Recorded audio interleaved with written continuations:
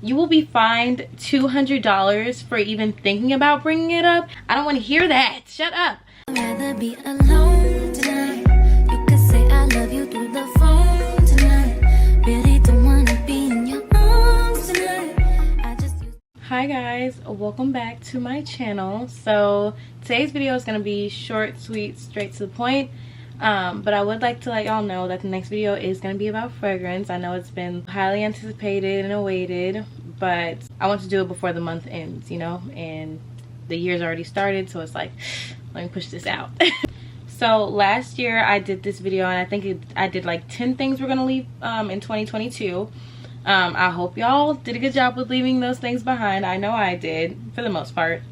But if you are interested in that video and you feel like it's some more things you could be leaving behind, there's about 10 things in the last video, and I will link it in my description. Also, if you're still watching, I still have your attention, before we start the video, please click that subscribe button and the bell to be notified of when I make more videos. So yeah, let's get started. Number one thing we need to leave is the 50-50 debate. If I could sign a petition, if everybody could just sign a petition, somebody make it for me, you will be fined $200 for even thinking about bringing it up, and $500 for bringing it up in person, $1,000 if you decide to bring it up on social media. It's just so old and tired, and I'ma only say this one thing about it.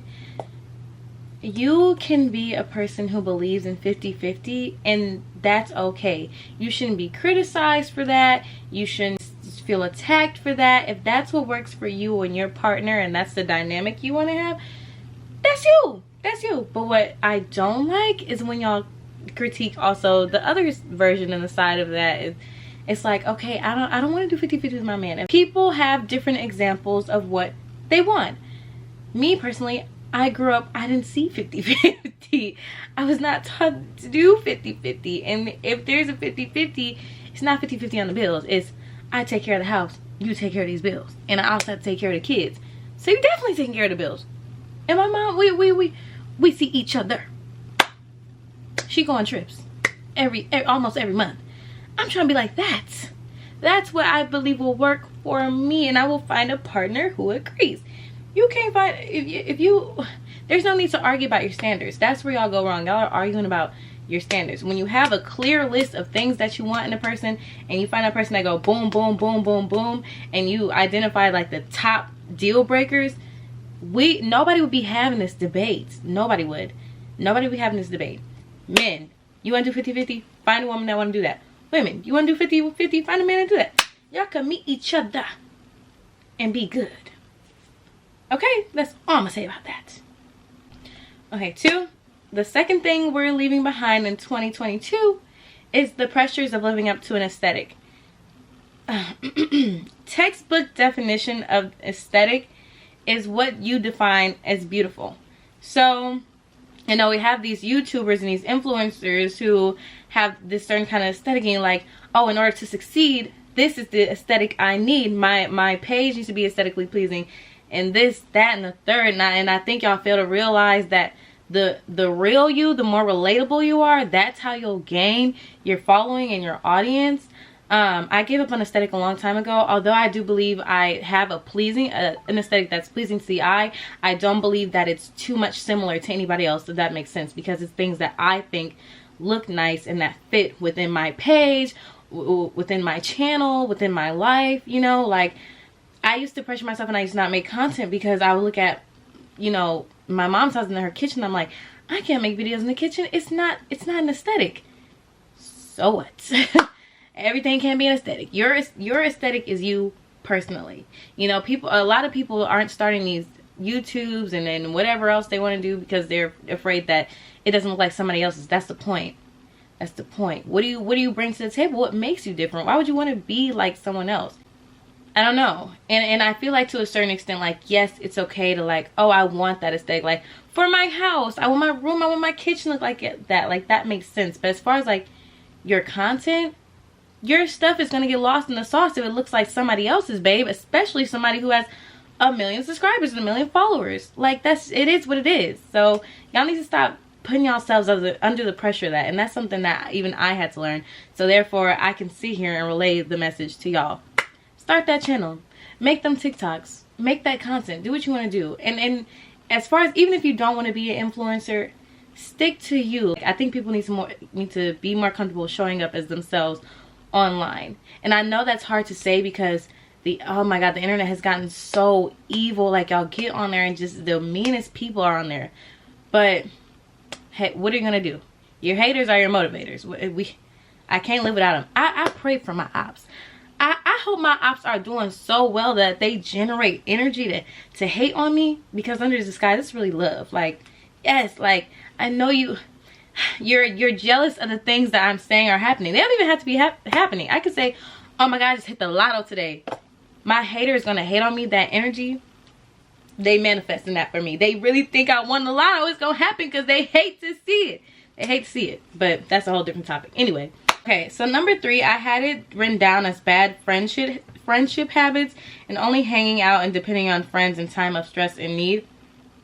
But I want to switch that up a little bit, because today I watched a video on Instagram about utilizing our friends, and I think it is important that you can depend on your friend in time of need. I think my issue is when you only hang out with your friends because something's going wrong. Like, oh, my boyfriend just broke up with me. I need to call my friend that likes to party so we can turn up. Like, what do you think is going on with your friend who likes to party? Like, just because all of a sudden something is occurring with you doesn't mean that your friend that likes to party is partying every day and something's not wrong with them. Like, have you checked on them outside of that? Like, you can't just be friends with people just because you're single or whatever is going on. But you should be able to depend on your friends. It should be 50-50. Friendships, I can agree, should be 50-50.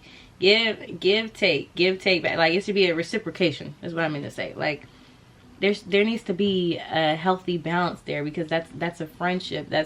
Y'all should be able to lean on each other, tell each other things, be there in time of need, or benefiting off of each other in some type of way. Like, you know, of course I have my friends I don't talk to every day, but I know that when it's time to show up and I want them at somewhere important, or I need to talk to them about something that's important to me, they are going to be there.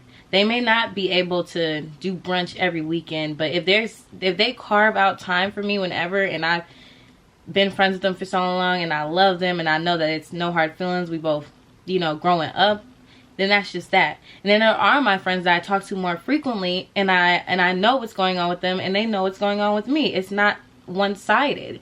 So let's break bad friendship habits and utilize our friends in positive ways. I like that the video, oh my gosh, I'm gonna have to find it. She touched on like being able to do regular things with your friends. Like, we don't have to do brunch at Tiffany's or something. We should be able to like go to Walmart, just binge watch a show, hang out, like stuff like that. You know, I remember after me and Maria came back from Chicago, although my friend had passed away, she stayed and we like ate JJ's and watched Law and Order for a little bit, and then she was ready to go. And it was like thundering outside. It was terrible outside. But that, to me, even on a regular day, had I not been grieving, I just still would have appreciated that. And I did appreciate that. Like, I felt like that was really comforting, and I thank her for that. So yeah, that was number 3. Number 4, this one stings, because something just happened to me to where I felt rejected. But we're gonna leave the fear of rejection behind in 2022, because had I not went for the opportunity, I would have never known what the outcome could be. Because when the opportunity showed itself, I was like, I'm just gonna be disappointed again. It's not like, why would I try to do something like that and it didn't work out the first time. And although I got rejected, it's always, you miss 100% of the shots you don't take. And I know that's corny, and I know y'all might think that's overused, but it's true. It's true, and you have to always remember that. You cannot be scared to be rejected, because the worst that can happen is that they just tell you no. The job tells you no. The woman or the man, or they tell you no to a date. Like, it's the worst. No is no, and then you move on and you try again in a different light, or with someone else, or a different job. And rejection is a blessing, because something bigger and better is probably coming along. That was just, it's just not your time right now. And that's just something that I'm still working on. But as a collective, as we're speaking about it, I want us to, it's okay. It's okay if someone says no. It's not okay for my partner to say no to me, but that's another topic. But it's okay to hear no, or not right now. Another thing we need to leave behind is relying on social media for things that people literally go to school for, or work, or have a career in and specialize in. You know, I'm gonna take the opinion of somebody who's been in, you know, the medical field for about 30 years over someone who just did a chemical peel yesterday. This might just be me, y'all might not be with me on this, but I'm so tired of you people. I don't want to hear no relationship advice, especially from somebody who just ain't been in a relationship for over a certain amount of time. I don't want to hear that. Shut up. I don't want to hear about a fragrance that you think is a dupe for something and you know nothing about fragrance. You sitting here, when you go and buy fragrance, you do this. You're automatically disqualified. You don't know what you're talking about. I don't want to hear you. Please stay in y'all lane. Please try to stay in y'all lane this year. Y'all don't know what y'all talking about. So yeah, I'm not listening to nobody who just a social media expert. I want the real tea. Are you an actual esthetician? How do you know this information? We need to fact check. Yeah. I guess this isn't really leaving something behind, but let's bring it back. Let's bring back fact checking. Let's really know what we're talking about when we post online. Stop spreading it. Yes, here we go. Leave behind spreading misinformation. Thank you. That would be a big help. Ooh, I had to take a deep breath. But I hope y'all enjoyed this video. I really just wanted to do like 5 main things because I did a lengthy list last year and I feel like it was a really good list, but I couldn't really think of much because I'm doing like well and like progressing with things that I've left behind, and I'm still learning what to leave behind. And if there's anything y'all can name or any goals like of things that y'all want to leave behind, please feel free to comment. I would like more ideas, like maybe we can inspire others.